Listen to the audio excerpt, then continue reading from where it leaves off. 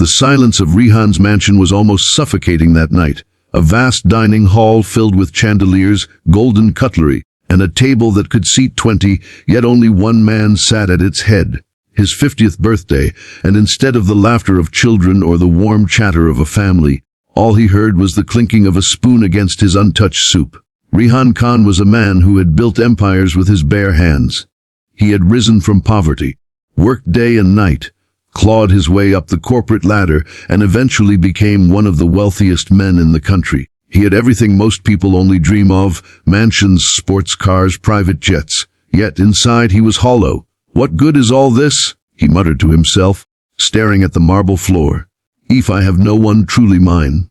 That night, he made a decision that would change not only his life, but the lives of 4 women around him. He decided to give away something that most would never dream of holding in their hands: 4 unlimited credit cards. But this wasn't merely generosity.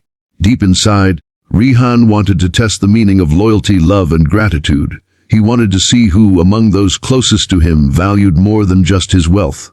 The next morning, his staff received unusual instructions. "Prepare the dining hall," he ordered. "I will host 4 special guests tonight." By evening, the 4 women sat around the glittering table. The first was Sarah, his former lover.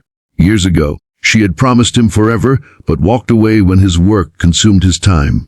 She had since lived a life chasing glamour, moving from one rich man to another.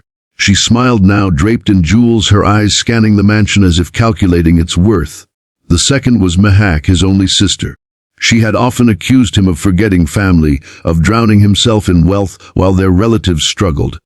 Their relationship was strained, but blood still tied them together. She sat stiffly, pride and bitterness mixed in her gaze. The third was Zara, a striking socialite. Beautiful, bold, and admired at every party. She had recently been seen at Rihan's side in magazines. Yet Rihan knew deep down that Zara's love was not for him but for the lifestyle he represented. And then there was Aliyah, the maid. A quiet, humble woman who had worked in his house for 5 years. She came not in diamonds or silk but in her plain uniform, her hands rough from endless scrubbing. She sat nervously at the edge of her chair, unsure why she had been invited at all. Rihan stood, holding 4 sleek, black cards between his fingers. "Each of you has played a role in my life," he said, his voice echoing. "Tonight, I give you these unlimited cards. Spend as you wish. No limits, no restrictions. But remember, what you choose will reveal more about you than you think." The women's eyes widened, though only Aliyah hesitated. To her, the card felt heavier than gold, as if carrying the weight of choices she was not prepared to make. 2. Sarah's path, glitter and emptiness. Sarah wasted no time. The very next day, she was in the city's most expensive boutique. She filled racks with designer gowns, diamonds, and rare perfumes. She posted selfies online with captions like, "Back to living the life I deserve." Her followers envied her, never knowing the truth. But Rihan, quietly watching from afar, noticed something. Sarah never once called to thank him, never once asked about his health, his days, or his loneliness. To her, the card was a ticket back to the spotlight.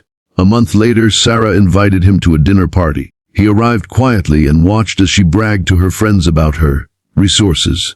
She laughed louder, smiled wider, but when her eyes met his, there was no warmth, only calculation. That night, Rihan left early, his heart heavy. "So this is what I meant to her," he whispered. "A bank, not a man." Mehak's path. Pride and family politics. Mehak used the card differently. At first, she cleared debts that had haunted her husband's failed business. She paid off loans, bought her children expensive gadgets, and suddenly, the family who once pitied her began treating her with reverence. But with power came arrogance. She threw lavish family parties, inviting relatives just to show them her new status. She boasted, "My brother finally remembered his blood. Look at what we can do now." Rihan visited one of those gatherings quietly. He saw children playing with toys they didn't appreciate, adults gossiping about his wealth, and Mehak standing tall with pride, forgetting the years she had cursed him for not helping. One relative whispered, "She only flaunts because of her brother. Without him, she is nothing." Rihan's chest tightened. He had hoped his sister would use the card to mend their broken bond. Instead, she used it as a weapon of pride.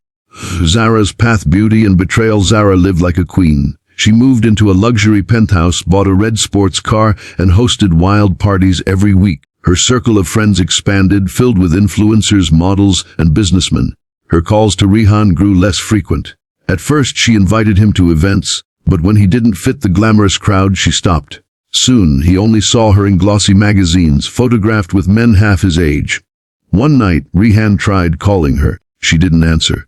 Hours later, a photo surfaced online, Zara laughing at a rooftop party, glass in hand, surrounded by strangers. The caption read, "Living life without limits." Rihan stared at the photo, the ache in his chest deepening. So, he sighed, she never cared for me, only for what I could provide.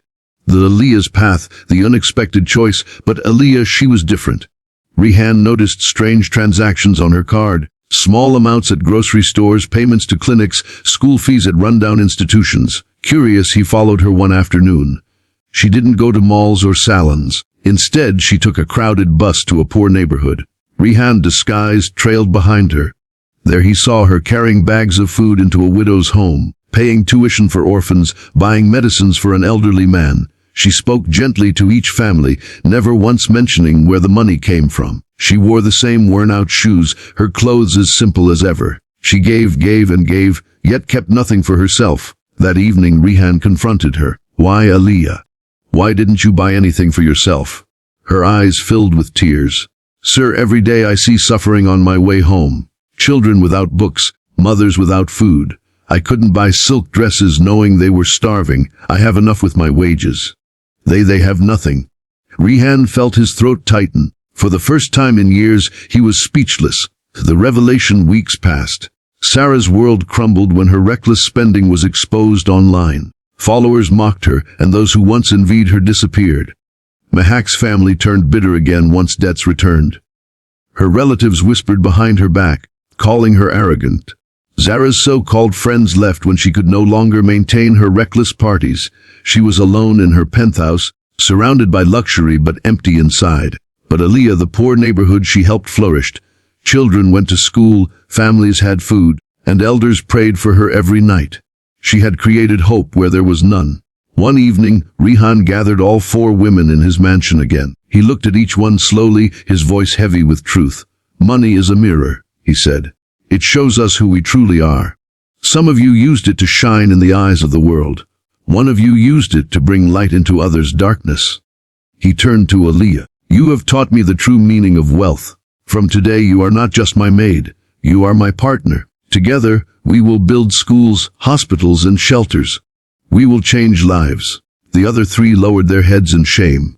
But Aaliyah stood frozen, tears streaming silently down her cheeks. She had never imagined the man she served daily would see her heart above her position. From that day, Rihan's emptiness began to heal. With Aaliyah's guidance, he poured his wealth into purpose. They became a team, changing lives not for recognition but for humanity. And the millionaire who once gave away 4 unlimited cards finally understood the greatest riches are not in what we keep, but in what we give. To call to action for YouTube audience. So, my dear viewers, if someone handed you an unlimited card today, what would you do with it? Would you spend it on yourself or share it with those who need it most? Tell us in the comments, because your words might inspire someone else watching this right now. If this story touched your heart, don't forget to like, share, and subscribe to Be Kind Always. Together, let's keep spreading kindness, compassion, and stories that remind us of what truly matters in life.